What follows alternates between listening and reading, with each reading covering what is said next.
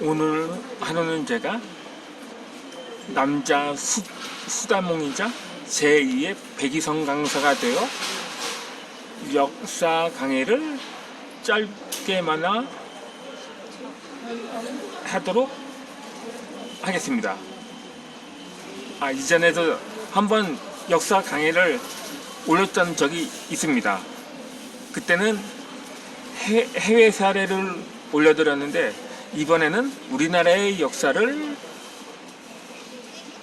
올려드리도록 하겠습니다. 역사적으로나 세계 어느 나라에서나 신분인의 계급이 존재해 왔음을 알 수가 있을 것입니다. 물론 지금도 존재는 합니다만, 그런데 과거에는 오늘날에 비해 비교가 되지 않을 만큼 고착화되었던 시절이 있었습니다. 근데 우리나라에도 백정이라는 계층이 존재했었습니다. 그런데 흔히 조선시대라고 말할 수가 있었던 거죠. 그런데 그 백성들이 이 조상제대로 백성이었다고는 볼 수가 없을 것입니다. 그 계층들에게도 분명히 뿌리가 있고 족보가 있었을 거예요. 한간에서는 백정들은 족보를 샀기 때문에 각자의 백정들도 성함이 있었다고 말하기도 합니다. 그런데 백정 계급이 족보를 샀다는 사실이 그런데 확실치는 않습니다. 이 족보를 산다는 것이 당신은 상당한 대가를 요구하는 일이었기에 정말 그게 가능했을까에 대해서는 의구심이 들 수밖에 없는 거죠. 그러니까 구한말에 박서양이라는 서양 의사가 있었는데 그 가문도 원래 백정이었다고 합니다. 그런데 그의 조상을 살펴본다면 신라의 왕족이었다고 합니다. 그러니까는 백정이라고 백이면 백이 그냥 한반도 역사가 시작되자마자 그 백정으로 태어났다고는 볼 수가 없는 거죠. 물론 나라가 바뀌거나 시대가 멸망해서 계층 이동이 없지는 않았던 거죠. 그러니까는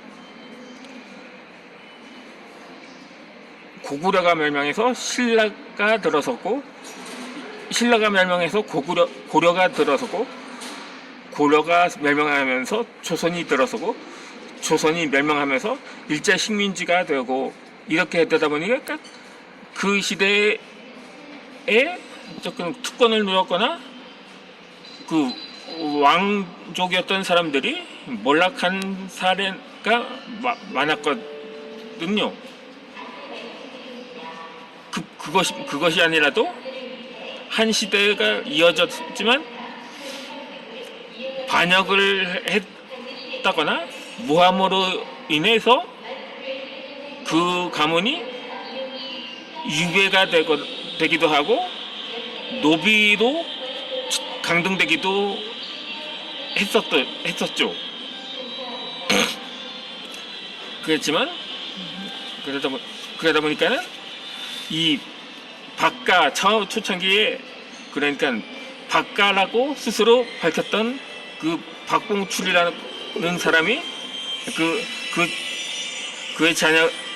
그의 아들이 장로가 되고 의사가 되었던 것은 그 우연은 아니었을 있었던 것입니다. 네, 북촌에 있네. 자, 거슬러 올라가 보면 그 신라 왕족이 몰락한 계기는 네, 고려 말이었습니다. 그래요. 그때 네, 고려 공민왕 때 네. 홍인반이라는 관료가 있었습니다. 그는 원래 조선 건국의 아버지였던 정도전의 은사였습니다. 그러다 보니까 그 홍인방이 고려를 개혁이 아니고 아예 국화를 바꿔버리자는, 당시 정도전과 정몽주가 고려를 개혁해야 한다는 정몽주와 그 마찰을 있었던 것도 그 서로 노선이 달랐기 때문이었던 거죠. 아예 고려는 지도상에서 사라져야 한다는 정도전의 뜻을, 원래 네, 그 정도전이 홍인방의 제자였기 때문에 아마 정도전이 홍인방의 뜻을 따르고자 했었던 거죠. 그런데 이 공민왕이 사망하면서 고려는 흔들리기 시작합니다. 그의 아들인 왕후가 10살도 채 안 돼서 왕위에 올라서 오르게 하고, 그때 그 당시 관료였던 이인임이 대리청정을 시작하면서 전횡을 일삼기 시작했던 거죠. 그러다 보니까 고려는 부패할 대로 부패해 버리고 맙니다. 그러다 보니까 이 홍인왕은 정도전과 규합해서 그거 사전 모해를 하던 중에 고려 관리들에 의해 적발이 된 것입니다. 그렇게 해서 홍인방은 잡혀가서 고문을 당하게 되는데, 얼마나 모질게 고문을 받았던지 홍인방은 결국 굴복해서 고려 조정의 뜻을 따르기 시작합니다. 정도전을 변절했었던 거죠. 하게 된 거죠. 하는 거죠. 정도전을 변절한 거죠. 그런데 이 홍인방은 이후로 기존의 고려 관리들보다 더 악랄한 계획을 추진하게 됩니다. 그것은 바로 당시에도 해동갑족이라고 신라 왕족들과 귀족들이 모여서 그렇게 모인 지역이라고 해야 할까? 어찌되었든 그런 해동갑족이 존재하고 있었습니다. 그런데 이 홍인방은 측근들의 만류에도 불구하고 해동갑족의 괴멸을 도모하게 됩니다. 그러니까는 해동갑족에서 민씨라고 있었는데 후에 왕후가 되었죠. 태종의 왕비가 된 민다경과 그 일가를 제외하면은 이 해동갑족은 거의 전멸하게 되었습니다. 그러다 보니 떠돌이 신세가 된 그 다른 왕족들은 산속으로 들어가 화전을 읽으며 살아가기 시작했던 것입니다. 그러니까 그때까지만 해도 흔히 왕실 예우법이라는 게 있거든요. 한 왕조가 멸망하면 새로운 국가나 시대가 되었어도 그 당시의 명맥은 유지하고 있었던 거죠. 네.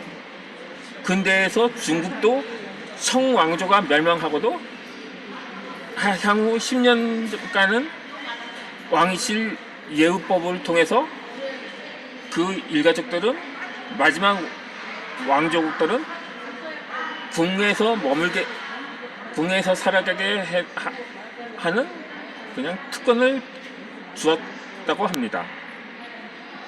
여전히 일본도 왕실 예우법이라고 해서 그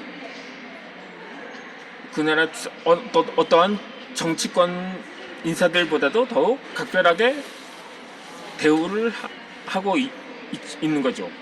마찬가지로 신라 왕족들은 고려 시대까지만 해도 그렇게 나름대로의 왕족의 예우와 특권을 받으며 살아가고 있었던 것을 고려 우왕 때 홍인방이 변절을 하면서 그 해동 갑족을 완전히 멸족을 해버린 것입니다. 그러다 보니까 화전민으로 살아가고 있었을 때 그마저도 조선 연산군 때 왕의 사냥터 영역을 넓히기 위해서 일반 백성들의 사냥을 금지시켰습니다. 이마저도 삶의 터전을 잃은 백성들은 그냥 민가로 내려와 지금까지 사냥했던 동물들을 모아서 주로 요즘으로 치면 정육점을 시작했던 거죠. 그런데 그러면 구한말에 대해서 좀 개화가 되면서 서양 문물이 들어오면서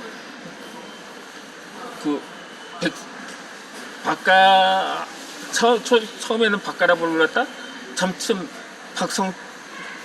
박봉출, 박성충, 박서양 이렇게 해서 이름 석자를 부여받을 수 있게 된 거죠. 그렇다고 당시에 백정의 신분이 완전히 사라진 것도 아닙니다. 당시 조선조정에서 이 사람들은 신라 왕속의 자손들이니까 면천시켜야 됐다고 해서 한 것도 아니고, 당시 교회가 세웠을 때도 백정이 교회에 출석하자 양반들이 집단으로 반발을 하게 됩니다.